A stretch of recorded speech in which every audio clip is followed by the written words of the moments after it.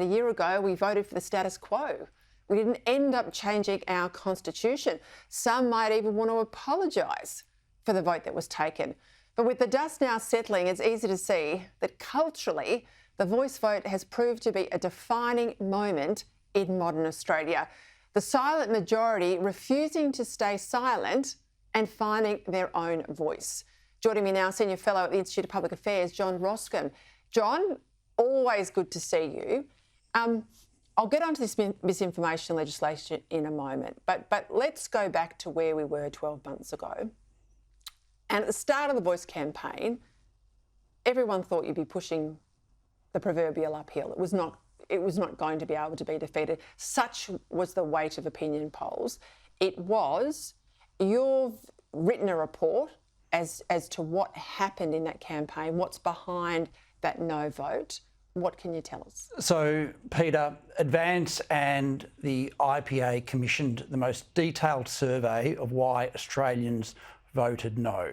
The key reason Australians rejected the Voice is because they said no to the voice of division.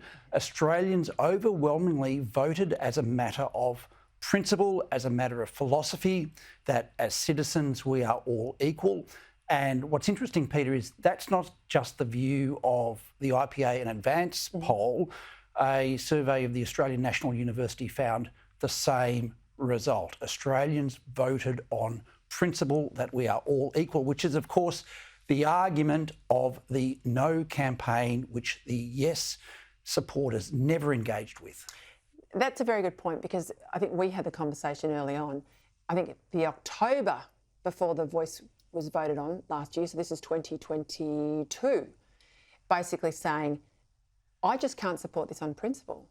It doesn't matter if every Indigenous leader in Australia came out to support it.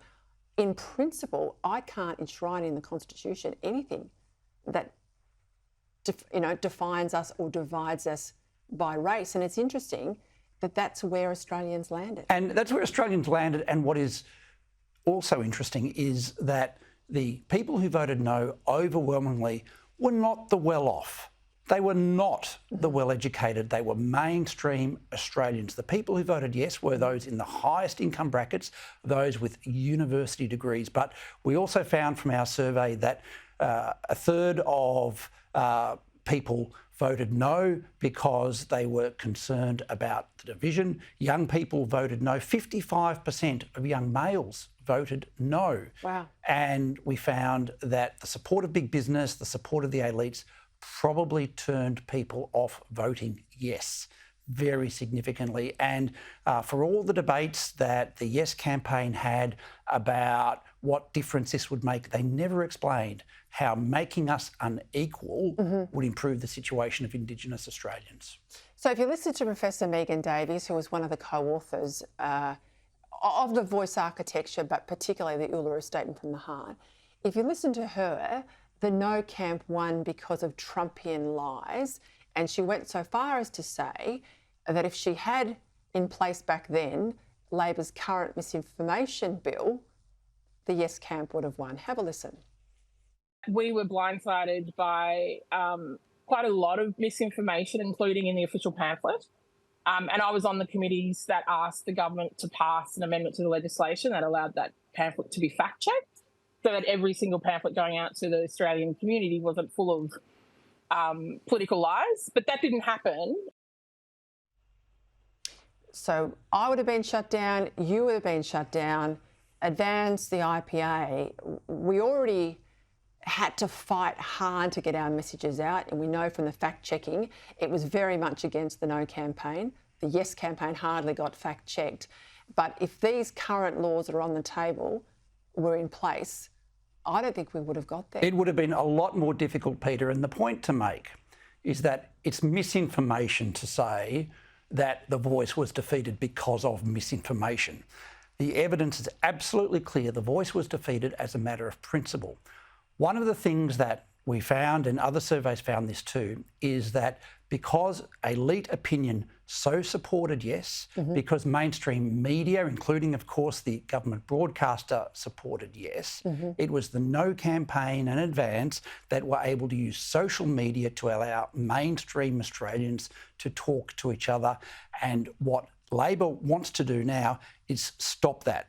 Elite media opinion in Australia is predominantly left-wing and progressive.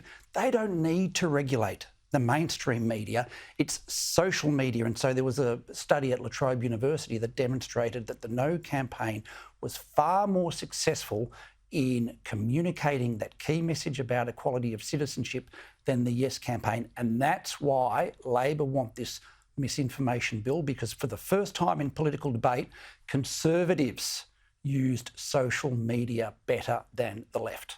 And this is why they want it before the campaign. Exactly. How bad is it? Well, the misinformation bill is the biggest threat to freedom of speech we've seen since the 1940s. You might remember the Gillard government attempted a media regulator. Yes. This is much worse, and it's much worse for the reason that, as we were talking about, because of the views of the mainstream media, people are looking to alternatives, they are looking to new websites, they're looking to podcasts. As we talked about during the lockdowns in Melbourne, how so much of the news was distributed through social media. Yep. And that's what the government want to shut down. And this is why I said tonight, you know, this awakening that ordinary Australians had with the voice and how powerful their vote is as a result, if the silent majority roars, we've got to keep going. John Roskam, thank you. Thank you.